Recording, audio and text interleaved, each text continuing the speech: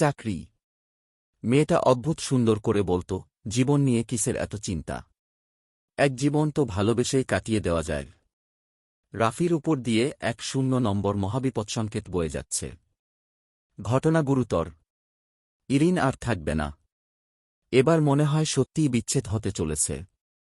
কথার ঝাঁজ শুনেই বোঝা যাচ্ছে বিষয়টি। রাফি, সম্পর্ক শেষ মানে শেষ।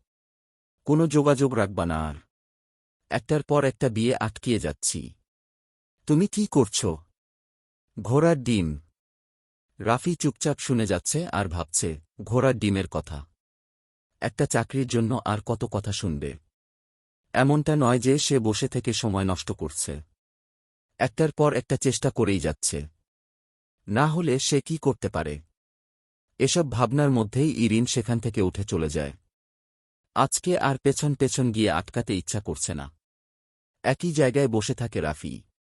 তার বড় মাথায় সমাজব্যবস্থার রহস্য ঢোকে না। মেজাজ খারাপ হয়। ছেলে বলেই চাকরির দায়িত্ব তার ঘাড়ে চাপবে কেন? ইরিনও তো একই সঙ্গে ভার্সিটি থেকে বের হয়েছে। সে কেন দায়িত্ব নিচ্ছে না? বড় অদ্ভুত ও রহস্যময় লাগে মানবজীবন। এসব সে আর ভাবতে চায় না। পকেট থেকে সিগারেট বের করে। অভিমান, বিষণ্ণতার ধোঁয়ায় ওরে জীবনের দীর্ঘশ্বাস। চাকরি তার জীবনে এভাবে প্রভাব ফেলবে বুঝতে পারেনি কখনো। কয়েকদিন আগেও তার জন্য যে পাগল ছিল, সে পর্যন্ত কল ধরছে না। বদলে গেছে। অথচ এই মেয়েকে নিয়ে সে এমন কিছু কল্পনাও করেনি।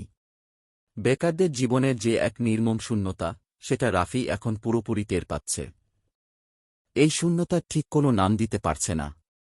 তার কথা শোনা সত্যিই কি কেউ আছে? এত কিছুর পরেও ঘুরে ফিরে রাফির চোখের সামনে ভাসে পুরনো দিনের কথা। কত সুন্দর স্মৃতি তাদের। সুন্দর হাসি। কত স্মৃতিচিহ্ন পড়ে আছে শহরের আনাচকানাচে। চাইলেই জীবন থেকে মানুষ চলে যেতে পারে। কিন্তু স্মৃতিদের থেকে পালিয়ে বাঁচা যায় না। রাফিও বাঁচতে পারেনি। স্মৃতিরা তার কাছে ফিরে আসে নানাভাবে, নানা বাহানায়।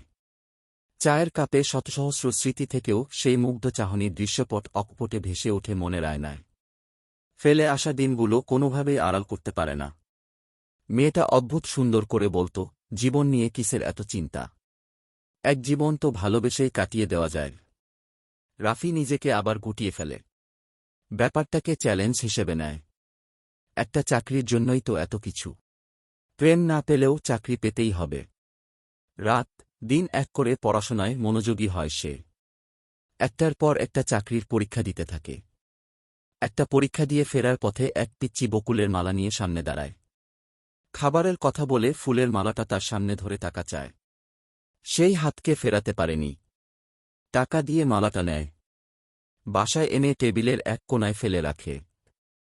ফুলটা ইরিনের পছন্দের। দিনের পর দিন চলে যায়। সেদিন বাইরে থেকে এসে মোবাইলটা টেবিলের উপর রাখে।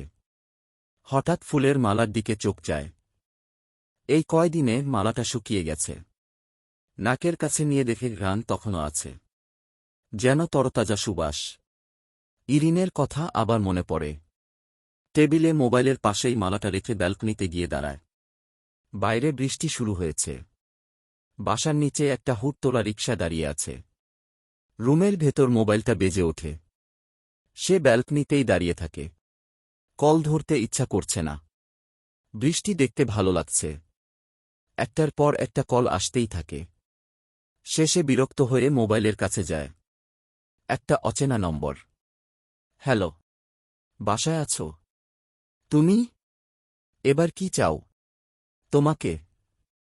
রিকশা নিয়ে দাঁড়িয়ে আছি নিচে। নেমে আসো। মনের মধ্যে তখন অনেক কিছুই চলতে থাকে। আনমনে সিঁড়ি ভেঙে 6 তলা থেকে নিচে নামতে থাকে। ইরিন ছাতা এগিয়ে দেয়। তাদের নিয়ে রিকশা চলতে শুরু করে। বাইরে ঝুম বৃষ্টি। অনেক কথার ফাঁকে একটা কথা যেন বৃষ্টিতে মিশে যেতে থাকে। আমি একটা চাকরি পেয়েছি। তুমি তোমার মতো চেষ্টা করে যাও।